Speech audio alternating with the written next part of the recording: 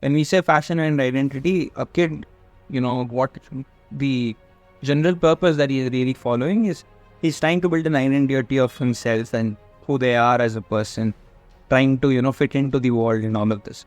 And obviously, the way you dress plays a huge role in that. So how do you as a designer help kids achieve that? And is it something like, do you help them impose or superimpose their existing idea of how do I look like? Or do you try to mend their ways into a much more brighter format of how they perceive themselves? See, talking about fashion and identity with respect to kids, there's a very, what I can say, it's at a very naive stage in India especially, because if you have observed, Indian kids, we don't have anything called as Indianized wear.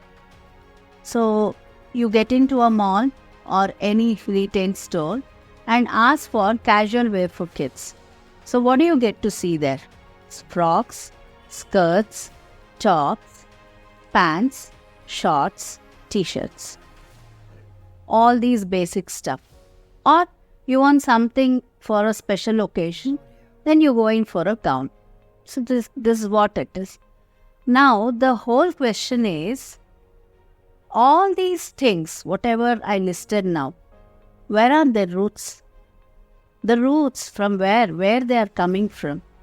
They all have traveled from the Western countries, from the Western world. So for them, for probably an American kid or probably for a European kid, these kind of clothes, they are able to relate so much because it's been there as part of their culture. So they get to see their grandparents or great-grandparents. Okay, so an example, just take Mary's girl who is about 8 years old. Now she looks into her family album where her mom and dad, probably in an occasion, they are wearing some long frock, her mom is wearing a gown or something. And she'll watch her grandmother. So grandmother probably wearing similar, maybe the volume of the gown or the dress or little bit of styling aspect here and there is different. And she'll also get to see her great-grandma's pick, something similar. So she's able to relate. So Mary gets to understand, okay, this is the culture that we have come from. So this is the culture behind clothing. So these kinds is what I am required to wear. Now same thing, you compare it with an Indian kid. An Indian kid is exposed to such a wide palette. It's all mixed up, When it is some festival, now Sankranti is coming up. So we tune in kids, saying, you have to wear this. You have to wear a lehenga that day or a pavadai because it is our festival. This is a important thing, you have to follow this. We impose it as a rule, but the child fails to connect to this.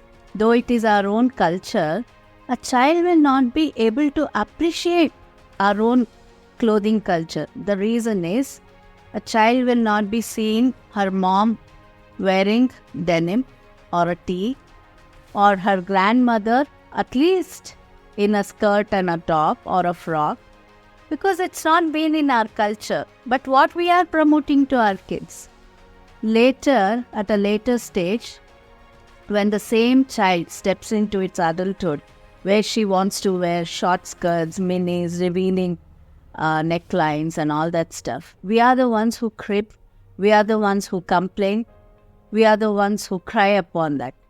What is this culture you're following? But what did we promote?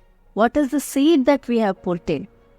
At least do we know what is our roots of clothing? As a parent, I don't know what is actually meant for our kids.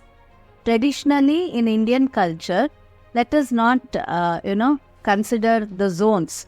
Is it east, west, north, south or center? Generally speaking, any state or any format of traditional clothing, we never feel that we are connected to it, because you ask any preteen or a teenage girl, You tell her to wear a sari. It's like, forget about a teenager.